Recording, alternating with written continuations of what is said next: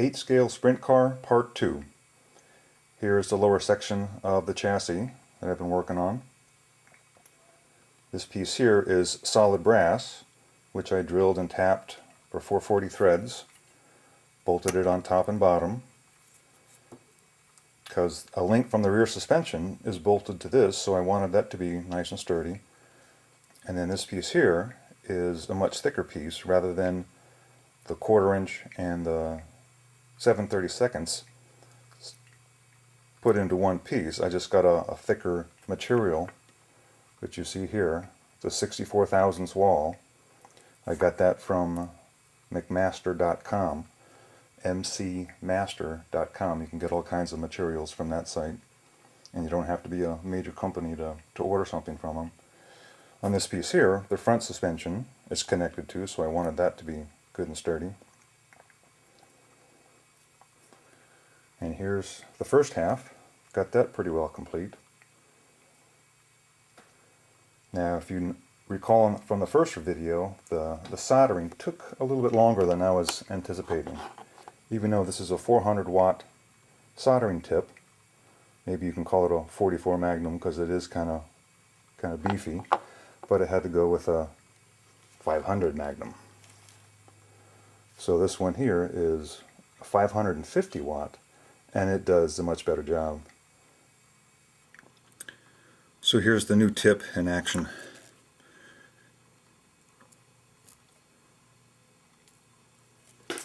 Got this acid on there, so let's go.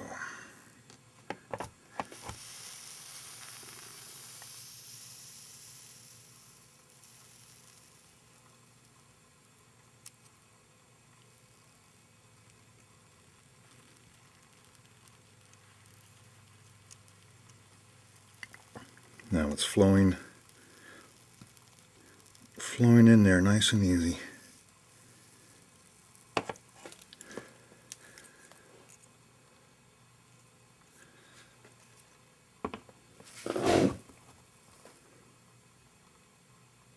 And this center piece here, the smaller piece, is the solid. So yeah, it's got to get really hot takes longer for that to get hot to melt the solder. But it goes right in there and underneath. Much better. To hide the 440 screw head that shows on top here, first I machined the head down a little bit on the metal lathe, and I drilled a hole a little bit larger in this piece so it fits right over top. Hides that head.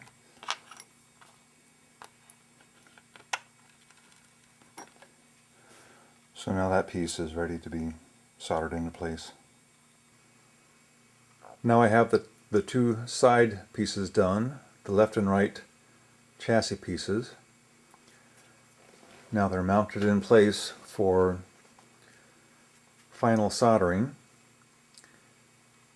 I have the center pieces in place. Piece up top here for the roof, and the chassis is mounted to the board here with the tacks front and rear, and then the rear bar here is held in place with iron wire to hold it in place, and then the same for the front piece.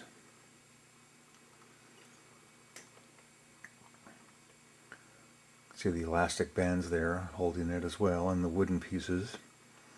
The rear piece here I'm going to do after I do the other pieces, because that's a little more tricky to get that in proper alignment.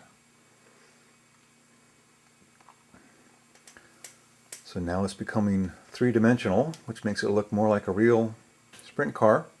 So that's cool. And there's the template that I'm using. That helps out. There's the engine that's going to go in.